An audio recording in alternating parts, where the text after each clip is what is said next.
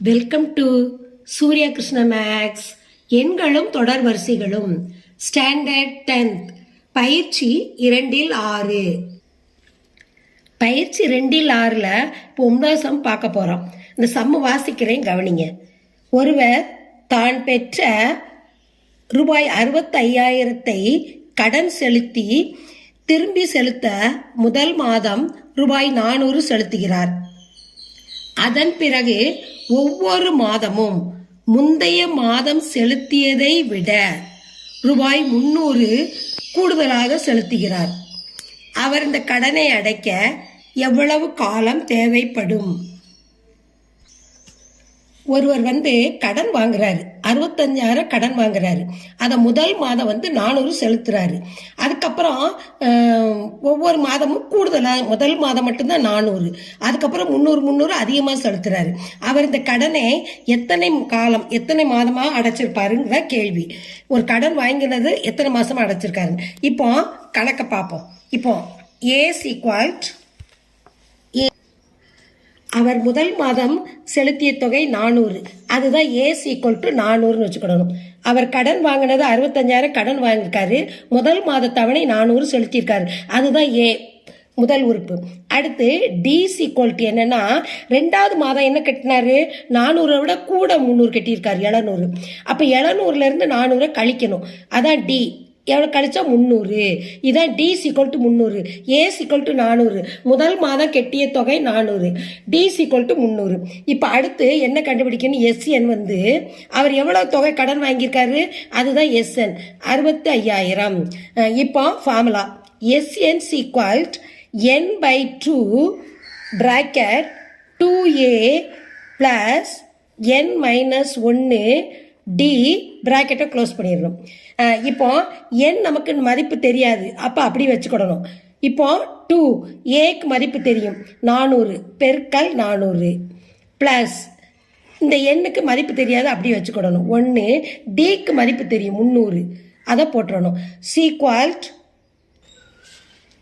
n/2, எண்ணுக்கு மதிப்பு இல்லை, அதனால n/2 போட்டுறணும். 2a 2 போட்டு பெருக்கல் a 400 மதிப்பு இருக்கு, பிளஸ் n-1 டிக்கு மதிப்பு 300, இந்த டியோட மதிப்பு 300 போட்டோம்.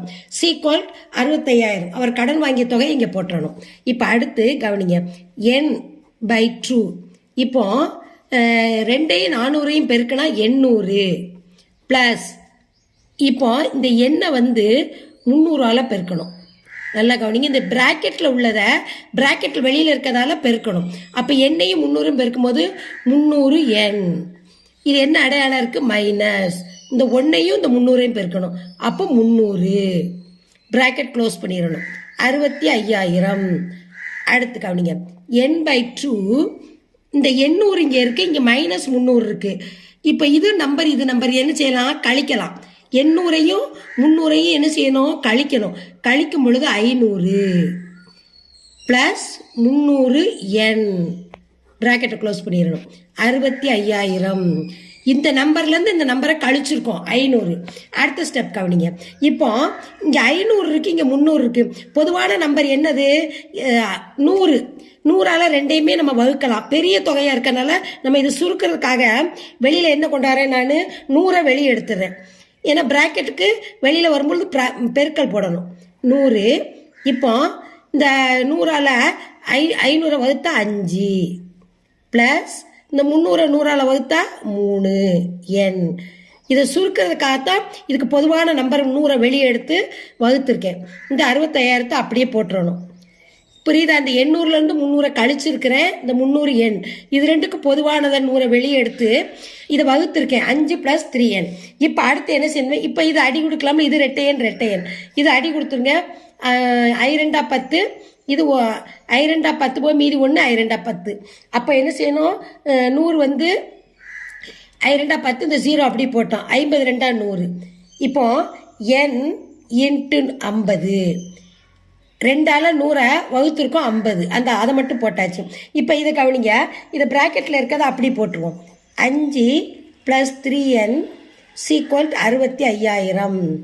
இப்போ அதான் கவனிக்கணும். இப்போ இந்த எண்ணால் இந்த 3n நம்ம என்ன செய்யணும்? பெருக்கணும். ஏன்னா இது பிராக்கெட்ல இருக்கு, இது வெளியில இருக்கு. வெளியில இருக்கத பிராக்கெட்ல உள்ள இருக்கதால பெருக்கணும். அப்ப என்னால 3n பெருக்கும் பொழுது 3n ஸ்கொயர்டு, எண்ணுங்கும் போது n ஸ்கொயர்டு வந்துருச்சு. அடுத்து என்ன செய்யணும், இந்த எண்ணால எதை பெருக்க போறோம், 5 பெருக்கணும். பிளஸ் 5n இதை பெருக்கணும். பெருக்கியாச்சு. இப்போ என்ன செய்ய போறேன், இந்த 50 வந்து பெருக்கல்ல இருக்கு, இதை இந்த பக்கம் கொண்டு வர போறேன், வகுத்தல். அதுக்கு தான் இந்த 50 ஒன்றும் செய்யல, இந்த 50 பெருக்கல்ல இருக்கனால இந்த பக்கம் வகுத்தல் கொண்டு வந்துடும் 50.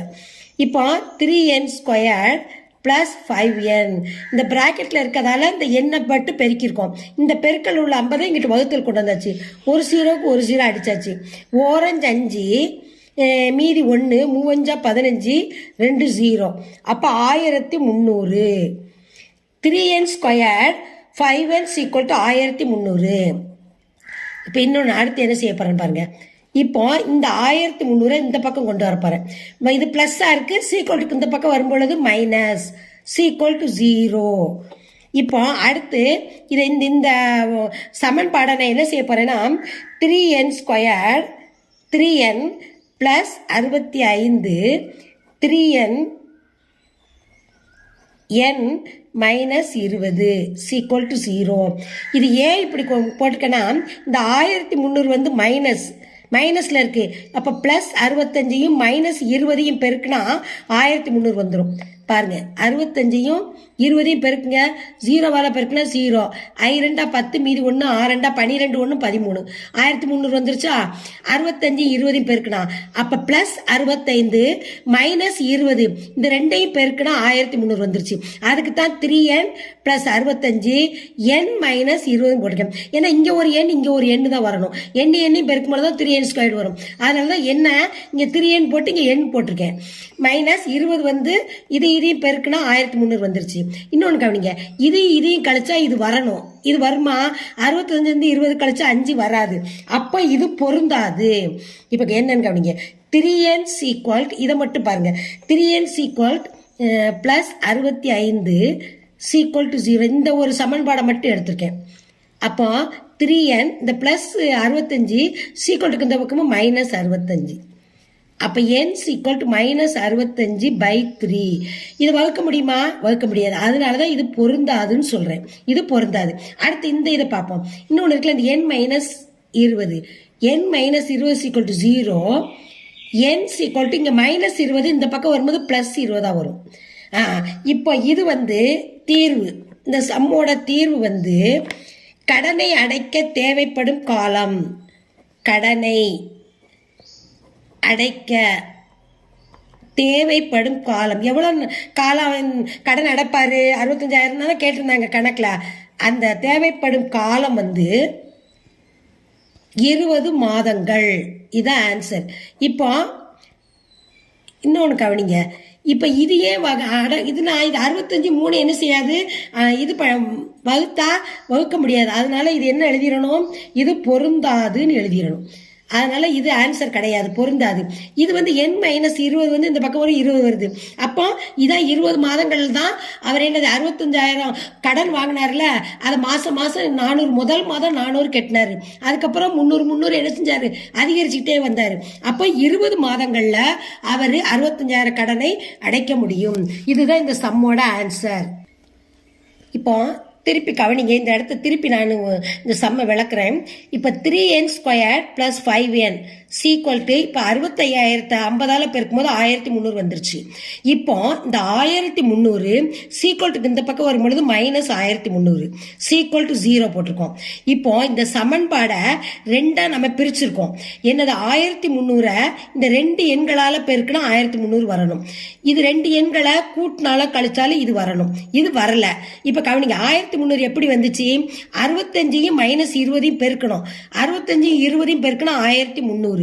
ஏன் இங்க மைனஸ் போட்டிருக்கேன், இங்க பிளஸ் போட்டிருக்கேன்னா இங்க மைனஸ் வந்திருக்கு. பிளஸ்ஸையும் மைனஸையும் பெருக்கினா மைனஸ்.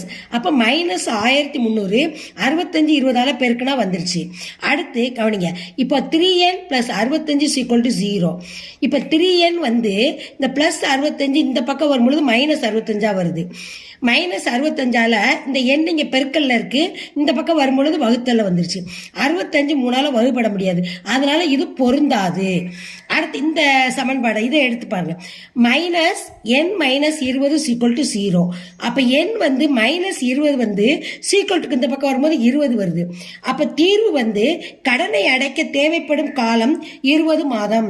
அவர் 65,000 கடன் வாங்கியிருக்காரு. அந்த 65,000 வந்து 20 மாதமா அடைச்சிருக்காரு. முதல் மாதம் 400, அதுக்கப்புறம் 300 அதிகமா செலுத்தி 20 மாதத்துல அந்த கடனை அடைத்திருக்கிறார். இதுதான் இந்த சம்மோட ஆன்சர்.